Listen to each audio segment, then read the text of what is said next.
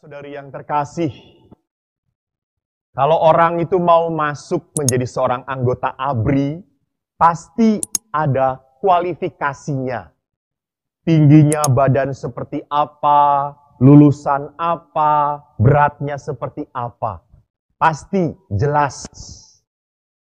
Juga sama kalau orang mau masuk mendaftar menjadi pegawai Ecostar atau pegawai Indosmen, pegawai apapun pasti ada kualifikasinya.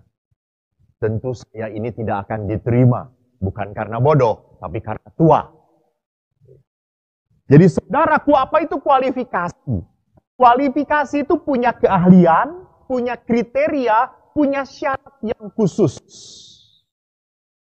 Tidak bisa hanya modal mau doang, nggak pas. Kalau cuma mau doang, semua orang pasti mau. Dan mau itu kan bisa naik turun. Kadang-kadang mau banget, kadang-kadang mau doang, kadang-kadang mau enggak ya, setengah-setengah. Jadi Yesus pun memberikan kriteria, syarat khusus bagi yang mau menjadi pengikutnya. Pertama, menyangkal diri. Kedua, memikul salib. Ketiga, mengikuti aku. Jadi 3 kriteria itu dalam mengikuti Kristus, itu artinya apa? Mengikuti Kristus itu harus punya komitmen, janji. Tidak maju mundur. Tidak setengah-setengah. Kaki kanan mengikuti Yesus, kaki kiri mengikuti Beelzebul. Tidak bisa. Kaki kanan mengikuti Yesus, kaki kiri menjadi pengikutnya Yudas Iskariot. Tidak bisa. Jadi satu sisi saya mencintai gereja Katolik, tapi sisi lain saya tidak hidup sebagai seorang Katolik. Tidak benar itu. Itu tidak ada komitmen. Itu tidak ada janji. Yang kedua, mengikuti Kristus itu berarti apa? Harus tahu resikonya. Jadi kalau mengikuti Kristus itu memang resikonya harus 1 tahun dalam gereja Katolik sebelumnya. Pelajaran agama 1 tahun, tidak bisa dipotong-potong. Ada yang mau nyogok saya, Romo nyogok ya, Romo butuh apa? Nanti saya belikan. Tapi pelajaran agamanya 3 hari saja, cukup ya. Mungkin bisa seperti itu, tapi nanti kelak saya harus mempertanggungjawabkan sikap saya itu di hadapan Tuhan. Jadi mengikuti Kristus itu resikonya adalah apa? Susah. Mau susah enggak? Mau hidup berat atau tidak? Jadi mengikuti Kristus jangan pernah lupa resikonya seperti Kristus sendiri. Salib. Di depan mata kita bukan pertama-tama kemuliaan. Sekali lagi, bukan pertama-tama kemuliaan. Tapi pertama-tama adalah apa? Salib. Baru menembus salib kita sampai pada kemuliaan. Ini resiko. Yang ketiga, mengikuti Kristus tidak bisa mundur lagi. Saya waktu punya hobi fotografi, saya tinggal di Pratista, tidak jauh dari Pratista itu ada tempat latihannya Kopassus. Dan kalau sedang tidak ada latihan, boleh masuk siapapun. Saya masuk. Lalu pada saat masuk, saya lihat ada 2 kuburan. Dan kuburan itu ada topi tentaranya. Dan biasanya kan di kuburan itu diberi nama. Ini tidak nama.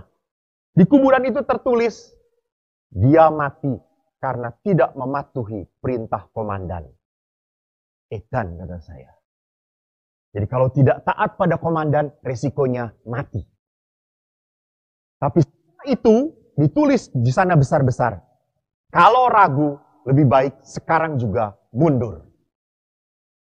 Jadi kalau kita sudah punya komitmen mau mengikuti Kristus, tidak ada jalan lain untuk melarikan diri.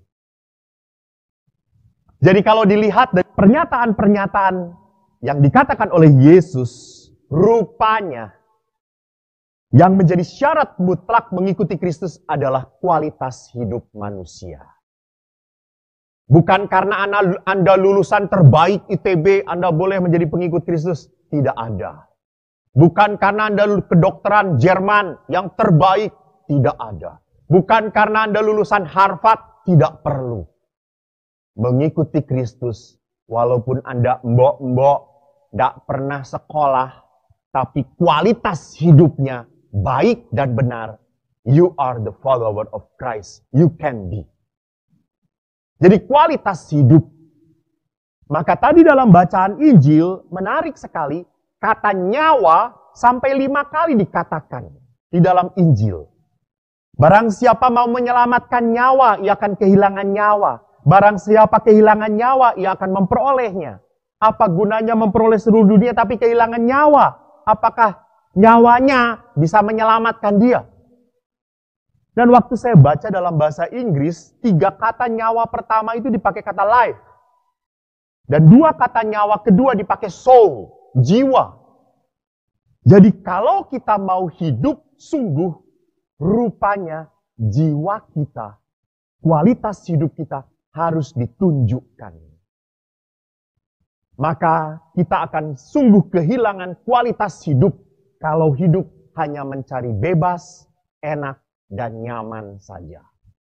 Dan itulah 3 musuh yang diungkap oleh Santo Yohanes Paulus kedua.